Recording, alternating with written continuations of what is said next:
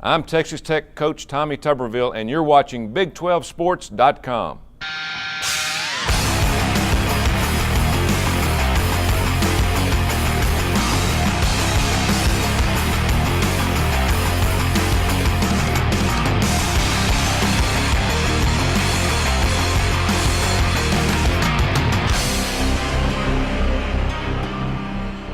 Welcome to this week's Big 12 Report, presented by Dr. Pepper, and I'm Big12Sports.com correspondent Wendell Barnhouse. My co-host this week, Cassandra Novi. And this week we're going to kick off the show talking about one school that has turned its cross-country program into a force to be reckoned with. The Oklahoma State Cowboys have won the last two national championships and will look to earn their third straight championship this Monday. Here's William Draper with a piece about the program. Oklahoma State will try to win its third consecutive NCAA men's cross-country title next Monday. Cowboys coach Dave Smith has put together a program that has become one of the best in the nation.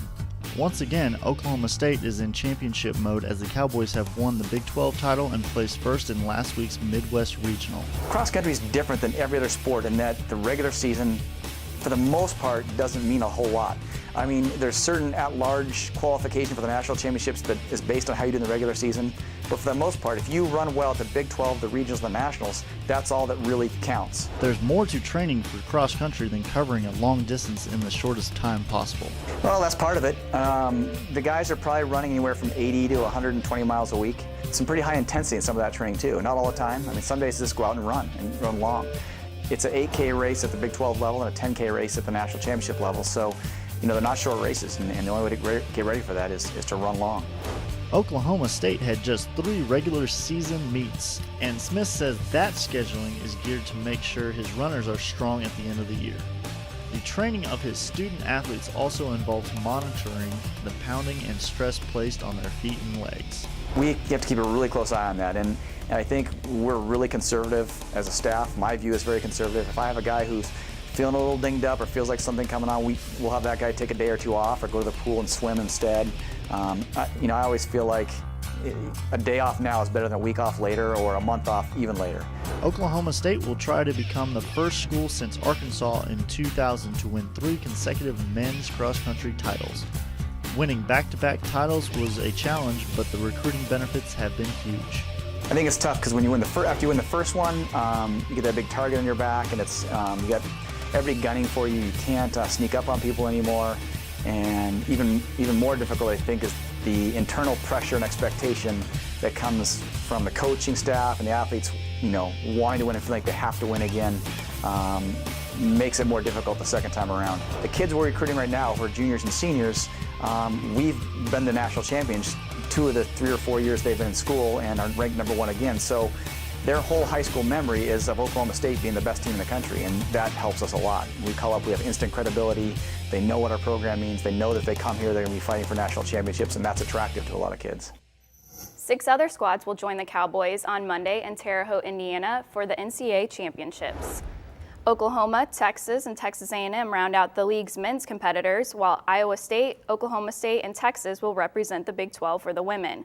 4 individuals also earned NCAA bids. Texas Tech's Rose Tanui, Kansas State's Martina Tresh, Oklahoma's Jessica Engel, and Texas A&M's Natasha Rogers will all be competing on Monday. Now that's a look at cross country. What do we have in store for football this week, Wendell? Well, a full slate of games, and I'm going to start off talking about Oklahoma State at Iowa State Friday night. The Cowboys are ranked number 2 in the country, and they're 2 victories away from playing for the national championship.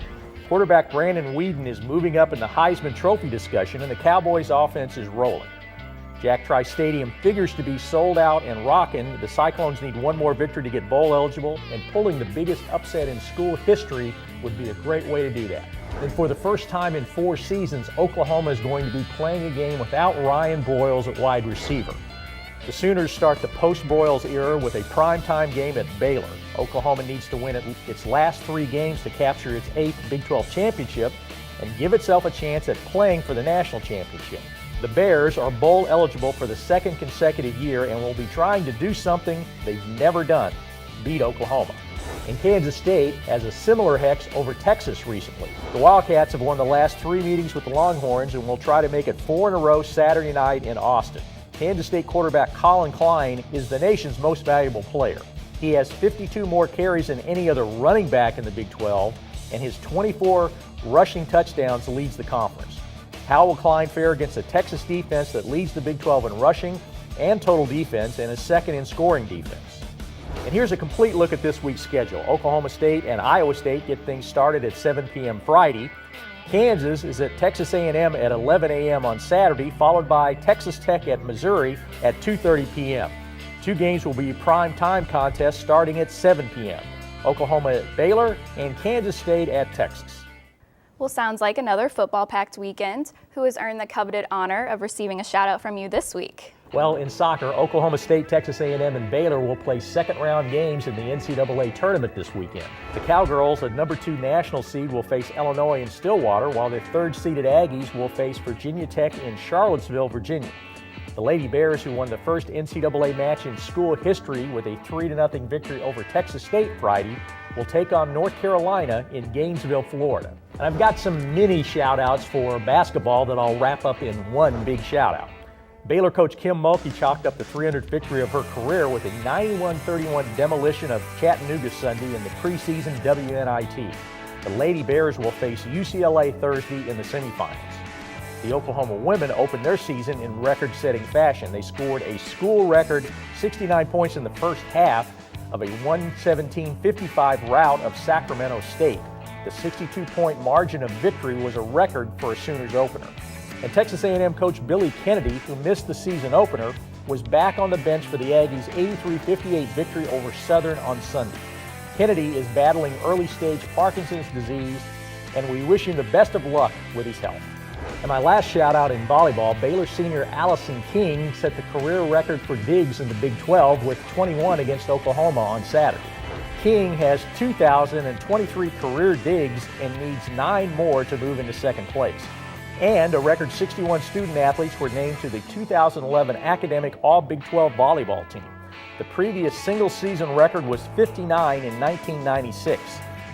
This is a particularly impressive number considering the conference has 2 fewer teams than it's had in past seasons. Yes, and it's always great to see those student athletes recognized for their accomplishments off the field. Absolutely. Well, that wraps things up for this week. We'll be here next Wednesday in honor of Thanksgiving next Thursday. And we'd like to wish a happy birthday to our other co-host, Sean Dory. Happy birthday, Sean. We'll see you next week.